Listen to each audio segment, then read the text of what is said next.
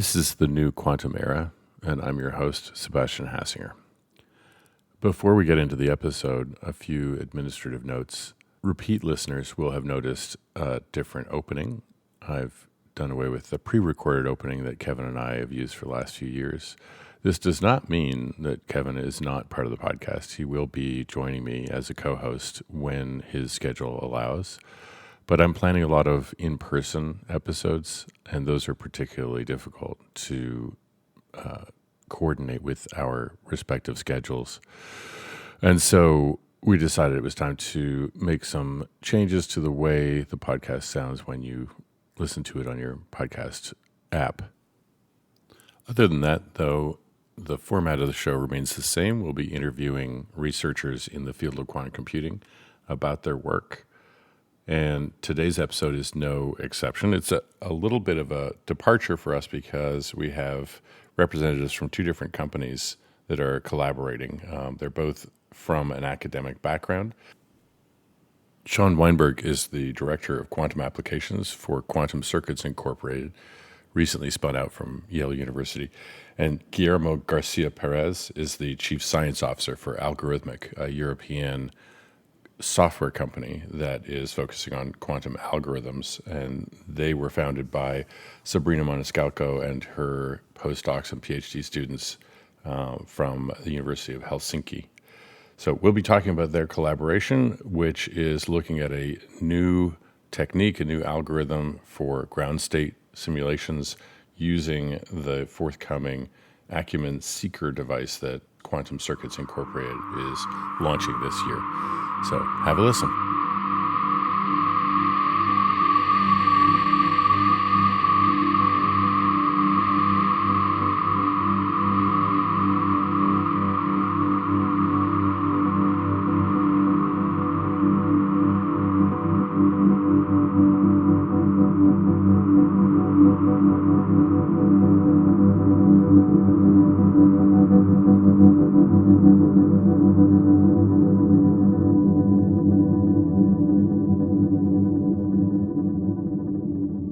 Welcome back to the podcast.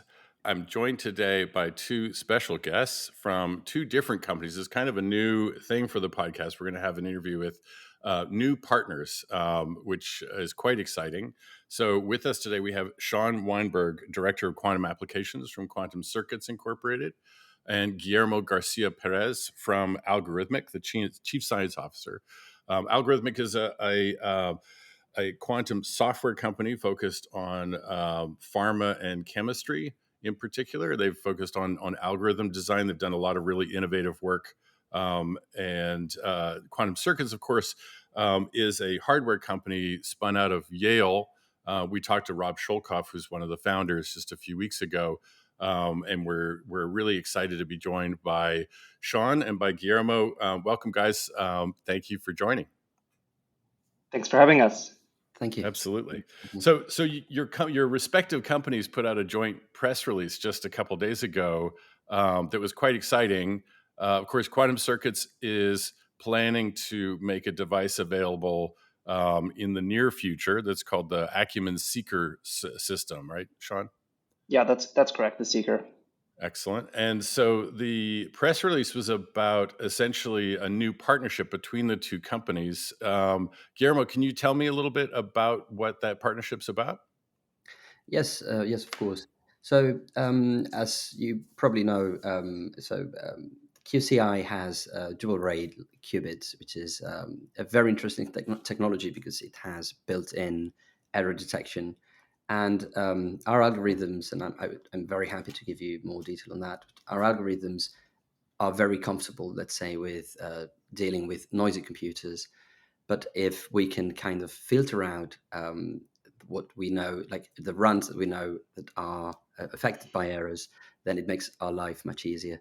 So the key point of our collaboration, of our partnership is at the moment is exploring how error detection can essentially make things much better for our algorithms, and how we can extract quantum value, let's say, from these devices. And our Very software. cool. Yeah, I know. I mean, prior work by Algorithmic with IBM, I remember, was a variational technique, but was an approach where the more iterations you did, the lower the error rate. You're actually getting more and more accurate results. This is a couple of years back. And then more recently, you guys launched a tensor error mitigation approach, right? Is this work that you're planning on the Seeker device, is that sort of extrapolating from that prior work, or is this novel? That's a very good question. It is partly related in that at the very core of the algorithms we use, there is something we call informationally complete measurements.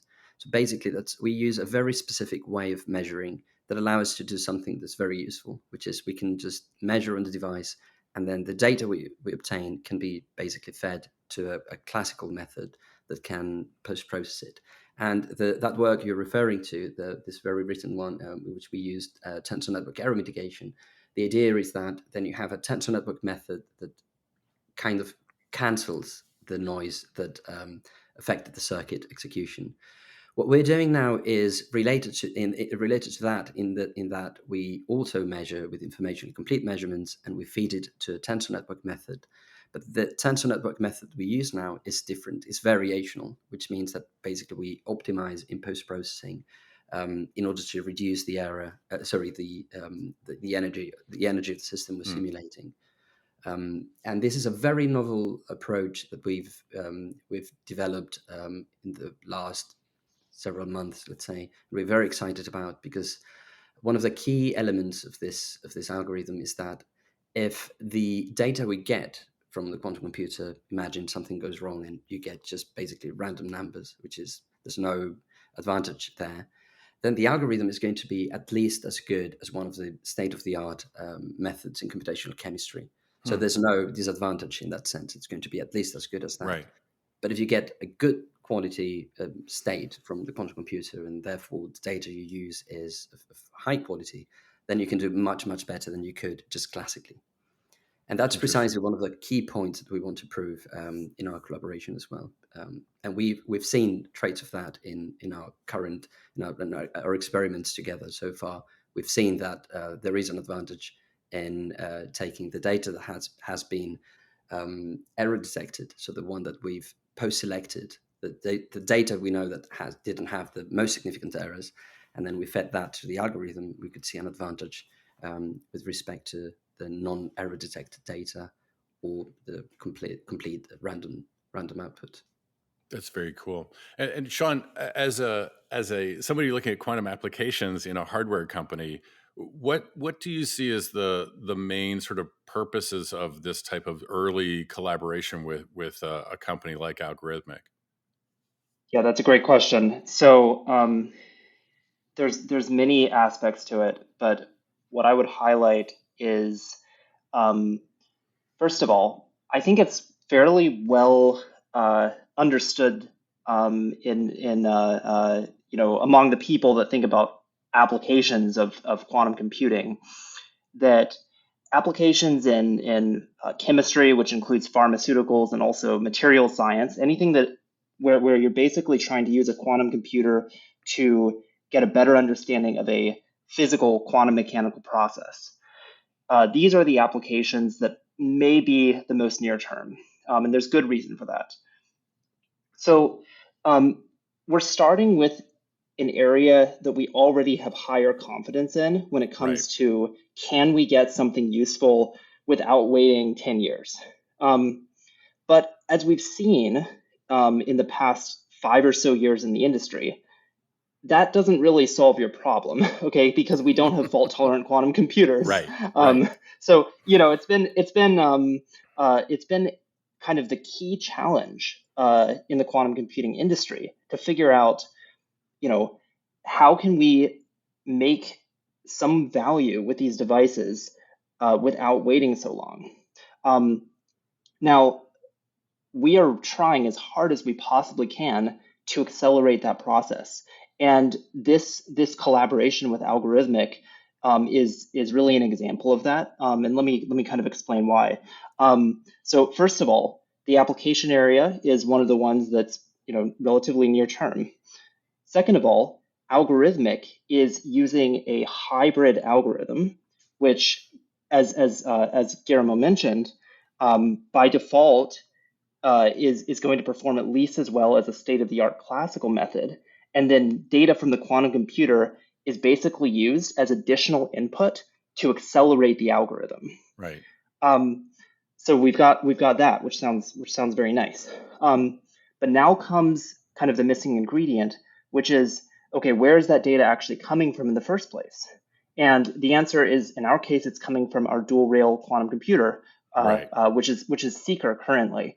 But more generally, we're talking about using a dual rail system.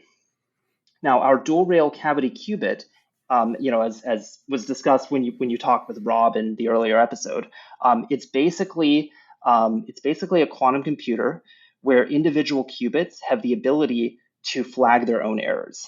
They don't flag all of their errors, but they flag 90% of them, which is fantastic. Right. Yeah. And basically what you're getting from this is you are sort of taking a step toward fault tolerance without quite having fault tolerance, right? Right. It gets you kind of one step closer to it, which has multiple benefits. In the near term, it gives you basically a huge fidelity boost. Right. And in the long term, it makes it easier to Right. follow that road to error correction.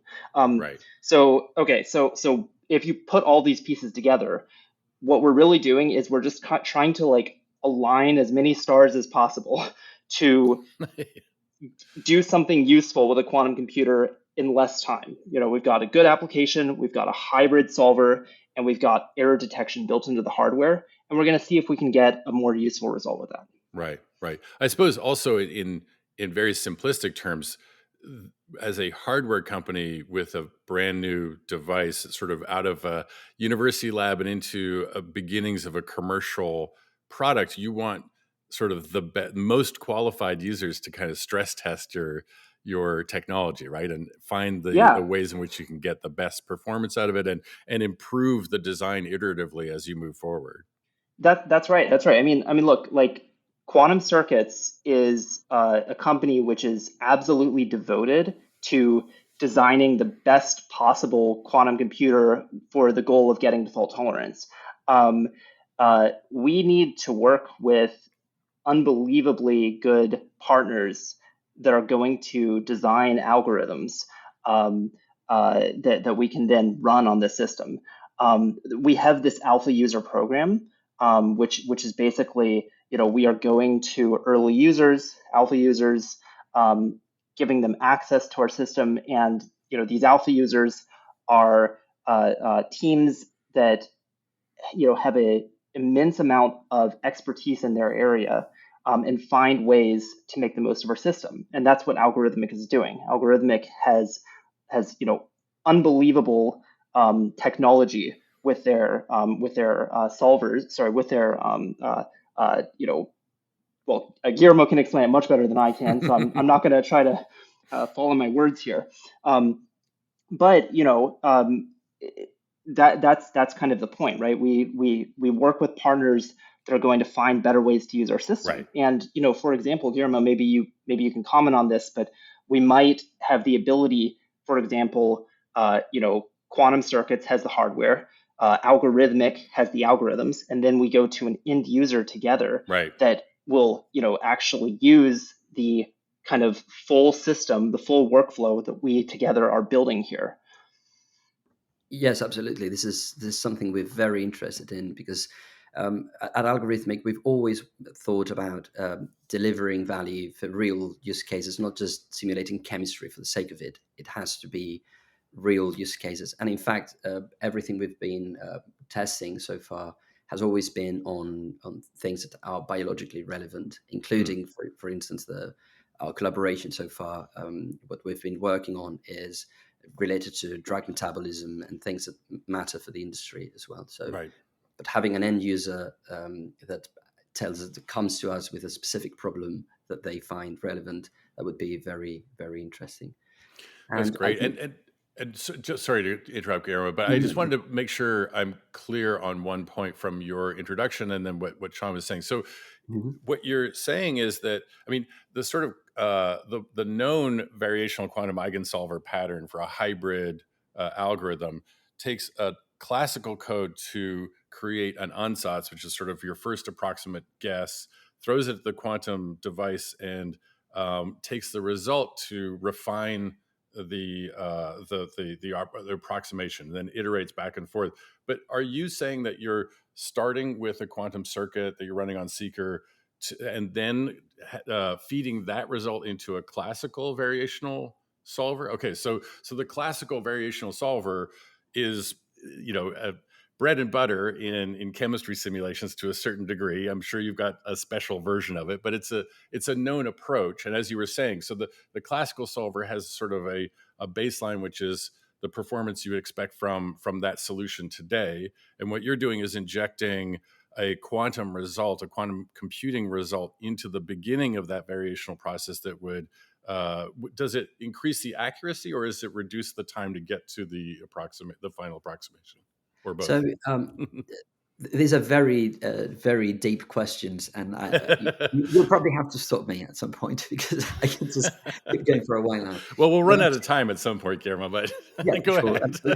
I'm trying to be very, very succinct. So there are two main. So you've touched on two things that I'd like to clarify a bit. I'd like to say something about both of them. So I'll start with the post-processing part because it's the thing we were discussing earlier. So the algorithm is precisely as you said. It's an algorithm that runs variationally. So what's variational in this case, what I was referring to, is the post-processing part. So we take the state, as you said, like let's call it a reference state. So you have a circuit that you've obtained somehow, you run it on Seeker, you measure with informationally complete measurements, and that gives you classical data that then you can work with in post-processing. And we feed that data to this tensor network method that basically tries to minimize the energy of that outcome. Okay. So with informationally complete measurements, what you have is that basically after you've measured, you can decide what quantity you want to evaluate, which is very different from how things are normally done. Because here, after you've measured, you decide, I want to focus on the energy. And then you can then use a tensor network to transform that kind of state you have, or representation of the state you have. And that tensor network can be optimized after you've used the quantum computer. So you don't have to touch the quantum computer again at that point, right? But of course, what you want is for that data you're feeding to that algorithm to be as good as possible. And that's where, for instance, error detection plays a crucial role. Because if you don't have error detection, you can still use all the data. So not having error detection means you know that in your data, you have outcomes that come from runs where there's been a significant error, but you just don't know which of those are basically riddled with error. So you have to deal with all of that. And that means classically, your classical computer has to handle huge amounts of data.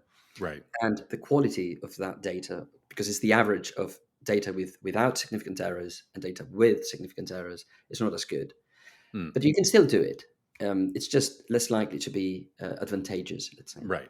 But if you have error detection, you can just basically look at those flags and then throw out the data that it's wrong, and then you just use the rest of it, which still has some errors, but as Sean said, but they're not that significant. Right.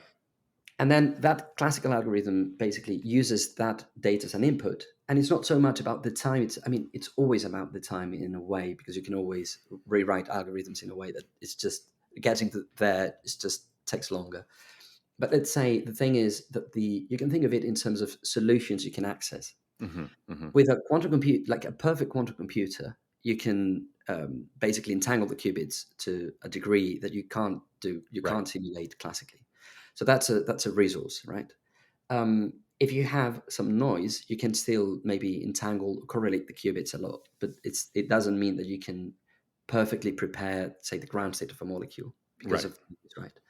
But the work it takes to, say, correct for that, for the effect of noise, classically might be much, much smaller than the time it takes to actually simulate the state from the get-go, from scratch.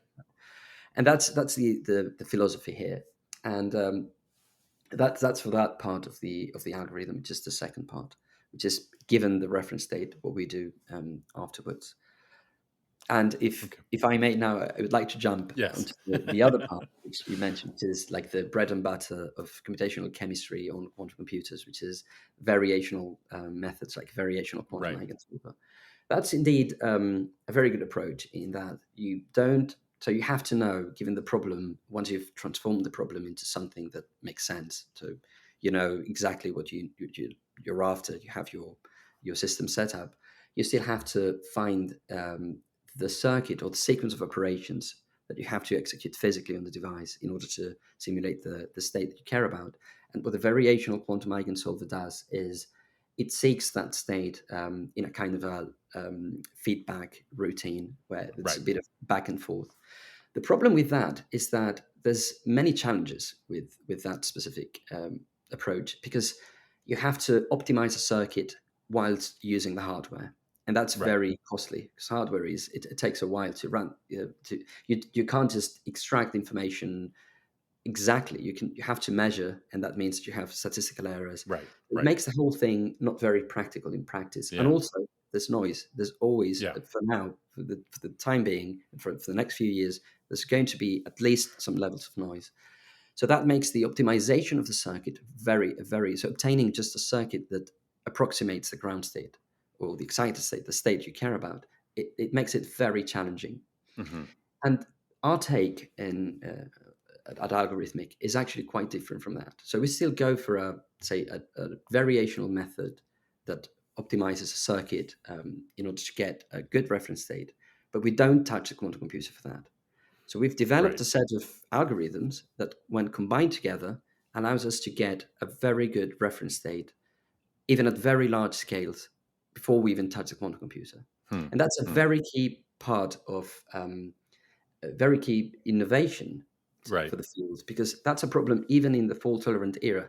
In the fault-tolerant era, there's things like... I was going to say, people often sort of skim over imagine a large fault-tolerant quantum computer. You still have the problem of classical overheads in state preparation and post-processing. So like all three of those stages, so to speak, are going to need the kind of innovative work that you're doing as partners here. Sean, the Seeker device is a small number of qubits. I think is it I can't remember the number now. I've forgotten. It's 8 on the Seeker. 8. That's what I thought. That's right. So 8 dual rail qubits with 90% of the errors are flagged. So you've got quite a bit higher quality output than, let's call it a simple NISQ device. It's sort of an enhanced NISQ device in a sense. Do you foresee, the scale of the device means, I assume, that there'll be, relatively, there'll be limits to what the results can be from this use by Algorithmic, just because of the scale of the machine.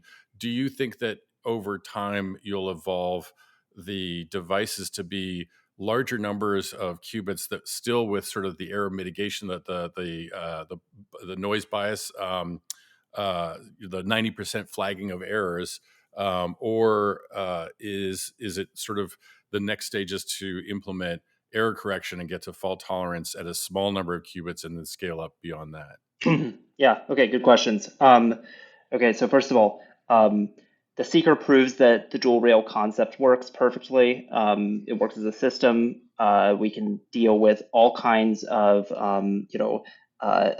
issues that often arise in quantum computing systems. We've been able to successfully deal with them. So we know now that the architecture works. Now it's just a matter of scaling it up. That's our point of view. Now, you asked a few questions about scale up, both from the point of view of, are we going to continue to flag errors with the same kind of efficiency and use it in algorithms like what Algorithmic is doing? The short answer is absolutely yes. And then you also ask about, are we going to start having to really start correcting errors, including the detected errors and any other types of errors? And the short answer to that is, of course, yes. But let me try to give slightly better answers here. So first of all, the whole point of the dual rail architecture, or the kind of initial point, what does a dual rail qubit do that's special? Maybe this is a little bit redundant with your discussion with Rob, but I'll be quick. That's I'll try fine. to be quick. It's actually pretty easy to understand a dual rail qubit. If you're someone who's a little bit new to quantum computing, and you're listening to this, a dual rail qubit you can use just like a conventional qubit. It has a 0 state, it has a 1 state. Now the trick is that the way that we encode the 0 state and the 1 state, we put the 0 state is basically we put an excitation on one side of the dual rail, and a 1 state we put an excitation on the other side. So it's actually completely symmetrical between the 0 and 1 state. Now this has a little trick, which is that if the excitation is not on the left or the right, then there must have been a problem. And we have the ability to detect when that happens. Right. And that detection says, hey, there was a problem on qubit number 5. Turns out that gives you a huge number of advantages that are, some of them are a little bit technical to discuss, related to what we call a hierarchy of errors, which is basically the statement that the most common error is this detectable one, and then after that, there's dephasing, and then at a much, much lower rate, there's bit flips. Right. But So this is erasure is what you're talking about, right? That's Losing right. the Yes. value. Okay.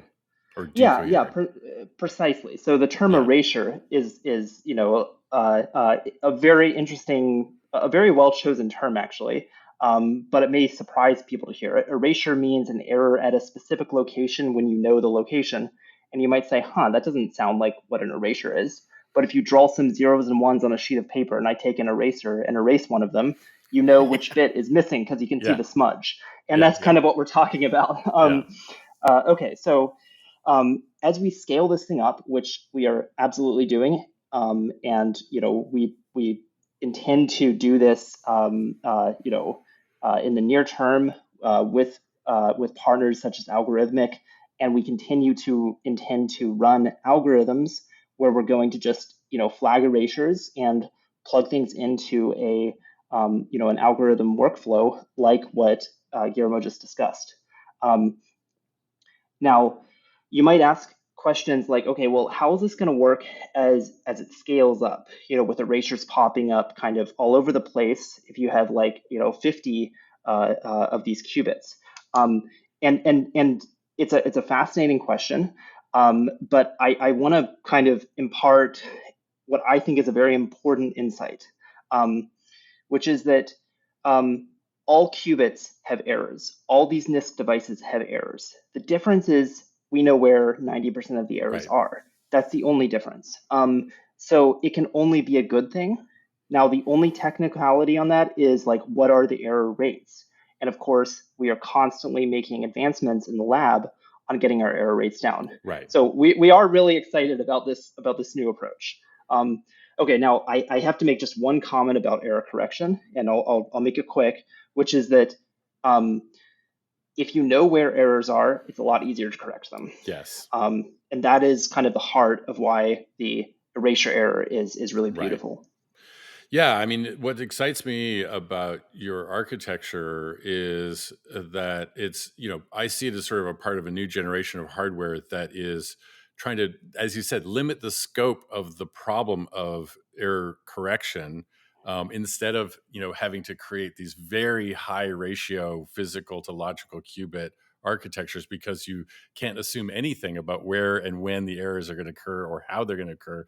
You're creating something that sort of almost forces errors into a narrower scope, which makes it, I assume, a lower ratio of sort of overhead to get to that corrected sort of logical qubit outcome, right? Yeah, that is definitely correct. What you just said is a very nice way to put it on the error correction side. Now, on the near-term algorithm side, like what we're exploring with Algorithmic, actually, the same logic can apply. If you think about what people have been trying to do with error mitigation for a while, it all comes down to we've got this data coming from the quantum computer. We know there's problems, and we need to do something smart, in lieu of error correction, to get a good result. Signal extraction. Signal extraction, exactly. So it can't hurt if you know where the locations of the errors are.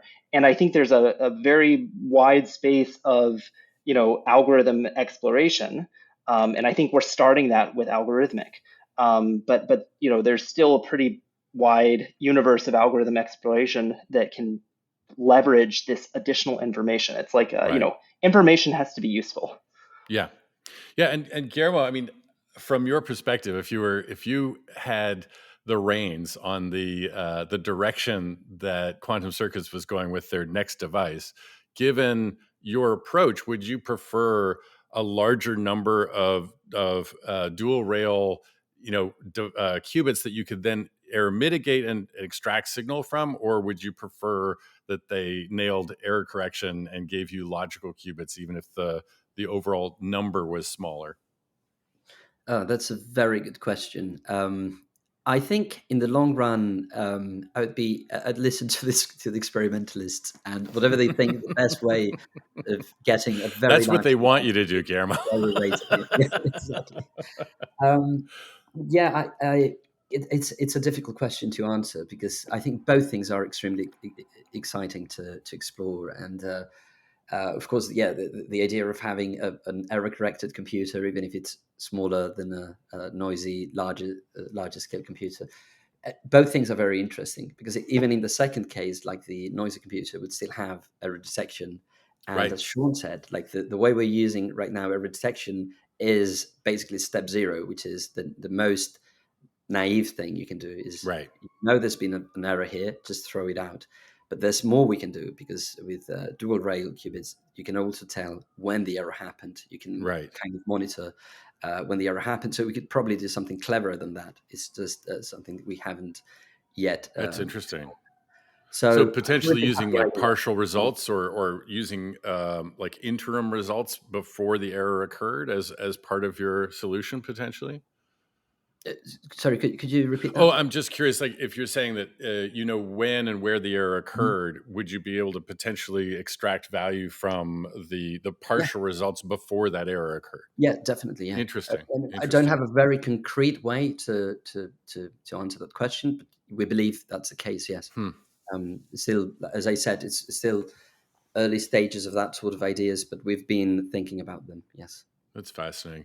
Well, this has been really interesting. I think what's most sort of stimulating about this is that I haven't had a conversation, certainly on the podcast, where it's been so apparent that the historical collaboration between theorist and experimentalist in physics itself is carrying over into the development of this, new technology and new market around the technology. I think that's really, really fascinating. I think that, that's one of the things I find the most exciting as I've, sort of gotten to know the physics community that's working on the foundations of the beginnings of this technology. And it's really great to see it sort of carrying on into the continued development of the technology. So I thank you both very much for joining me. And I'm going to be watching very closely as you continue your collaboration and your experimental results. Thank you very much for having us.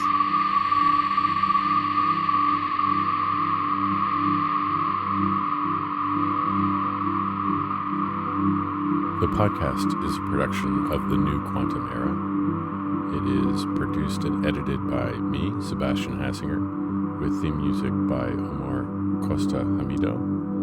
If you enjoy the podcast, please subscribe and share with your friends. They can go to newquantumera.com to access the podcast, and also the book that I'm writing on O'Reilly's site is available, the first 12 chapters, as a preview. Thank you, and we'll look forward to the next episode.